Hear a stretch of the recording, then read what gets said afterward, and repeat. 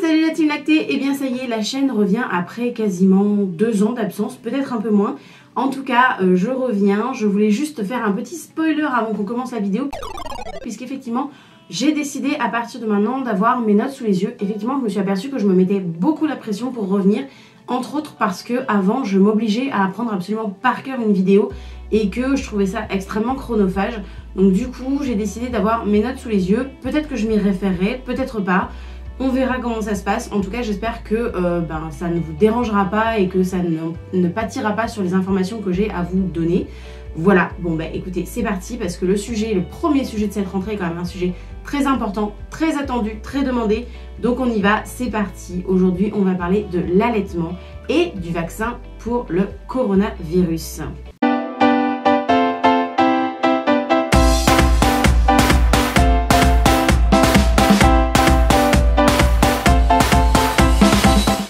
Alors il était temps qu'on en parle parce qu'effectivement ça va bientôt faire 2 ans qu'on a découvert et qu'on a appris à vivre tant bien que mal avec le fameux coronavirus ou encore Covid-19, voilà, appelez-le comme vous voulez, bref, vous voyez un petit peu de qui je parle.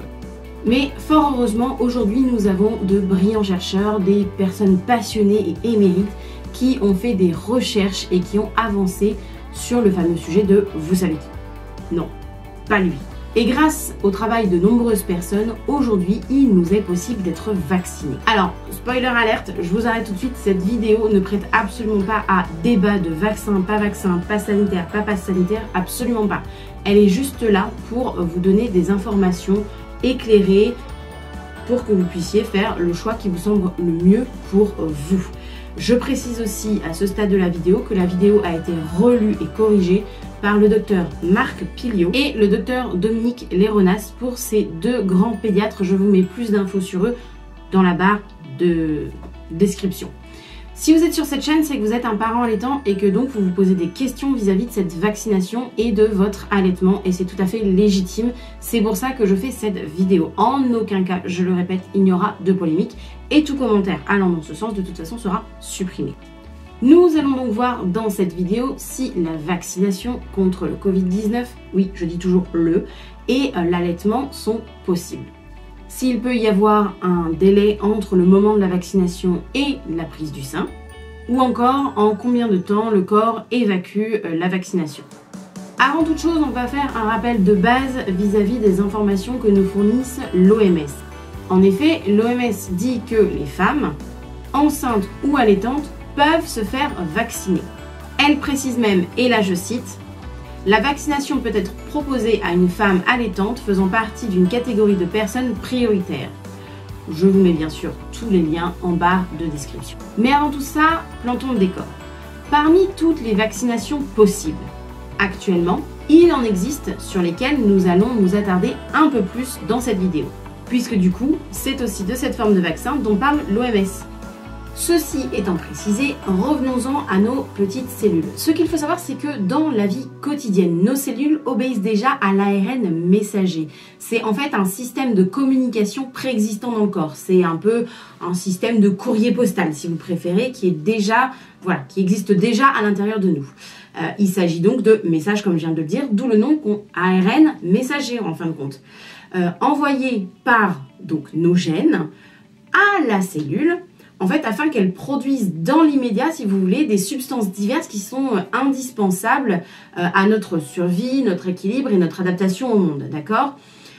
Les gènes sont contenus, en fin de compte, dans le noyau de la cellule, qui est un peu le centre de commande isolé, si vous voulez. La cellule, c'est l'usine de fabrication qui honore la commande du noyau. Finalement, l'ARN messager, c'est un petit peu comme un mode d'emploi donné à la cellule par le noyau. La commande, elle est honorée tout de suite afin de répondre dans l'immédiateté, tout de suite en fait aux besoins de notre organisme. Dès que le message est transmis, l'ARN messager est détruit immédiatement, tout simplement pour que la cellule ne produise pas plusieurs fois la même commande. Enfin, précisons qu'il n'y a jamais de retour en fait de l'ARN messager vers le noyau de la cellule. C'est-à-dire jamais de retour vers nos gènes en fin de compte. Les recherches sur l'ARN messager ont commencé dans la fin des années 1980.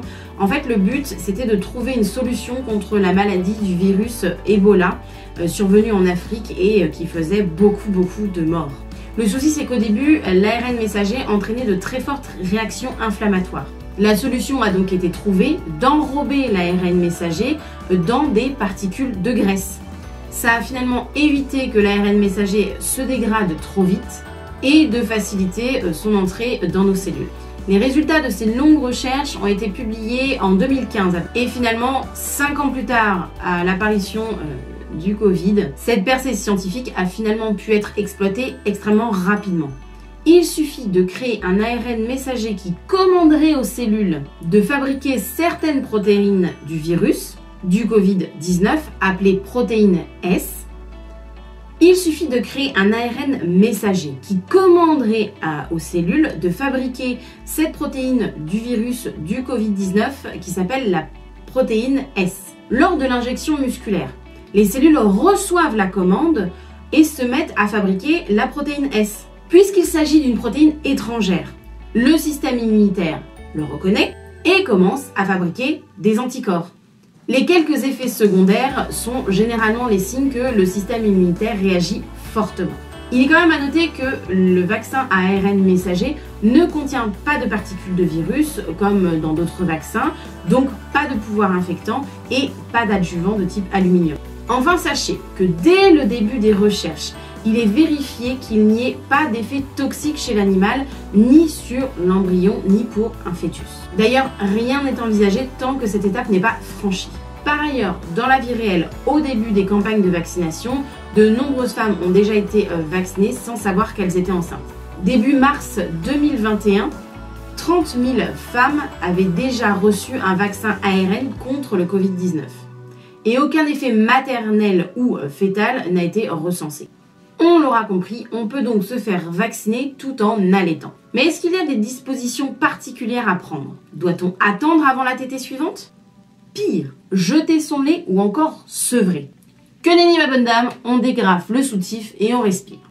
Comme on l'a vu juste avant, le processus vaccinal pour l'ARN messager ne va finalement durer que quelques minutes. Après, c'est à l'intérieur du dedans de nous de se débrouiller. Et comme en cas de maladie genre gastro, grippe et autres joyeusetés, nous allons donc développer des anticorps que nous pourrons ensuite transmettre à bébé. Les anticorps, pas le vaccin ou le Covid. Par notre lait. Oh joie! Donc dans les faits, ou autrement dit d'un point de vue pratico-pratique, on peut donner le sein dès qu'on a fini d'être vacciné, dès qu'on est rentré à la maison. Bref, dès que bébé a envie de téter. Par contre, les anticorps anti-Covid-19 ne seront présents dans notre organisme et donc dans notre lait qu'au bout d'une dizaine de jours. En fait, la plupart du temps, on a peur de ce nouveau vaccin parce qu'on ne comprend pas bien comment tout ça fonctionne. Moi la première, avant cette vidéo.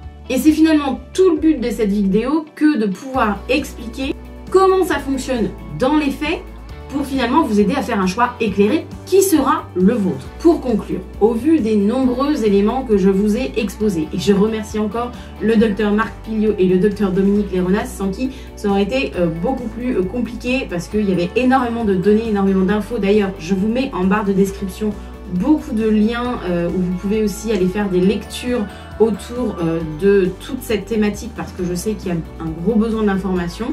Donc je vous mets plein de liens en description, comme ça vous avez encore un complément d'information qui vous permettra de faire votre choix. Je rappelle qu'il sera ce qu'il est, il n'y a pas de débat ici, vous faites ce que vous voulez. Vous avez juste des infos en main qui vous permettent de continuer à pouvoir faire un choix éclairé qui sera le vôtre bien entendu. Mais au vu de tout ce qu'on a vu durant cette vidéo, finalement, on voit qu'une vaccination par vaccin à ARN messager contre le Covid-19 est envisageable chez les parents allaitants. Voilà, je ne vais pas mettre de questions débat parce que vous savez que je termine toujours par une petite question générale. Voilà, est-ce que, je sais pas, vous avez connu les coliques, etc. On ne va pas mettre de questions débat, vous commentez ce que vous voulez, un petit cœur, on va se dire voilà, on va se dire qu'on se met un petit cœur parce que c'est la rentrée, on va se souhaiter une belle rentrée de vidéos et puis on va s'envoyer plein de force comme ça pour cette période qui est passée, les périodes à venir. Voilà, on va s'envoyer plein de chaud doudou, plein de bisous, on se met des petits cœurs à la limite en commentaire, ce sera très bien. Si vous avez envie d'en dire plus sur votre situation vis-à-vis de ça, si vous avez d'autres questions vis-à-vis de cette thématique en particulier, n'hésitez pas aussi à les mettre en barre d'infos. Sur ce mois, pour une vidéo reprise, je vous fais de gros bisous, je vous souhaite une douce voie lactée et je vous dis à bientôt pour une prochaine vidéo. Ciao ciao!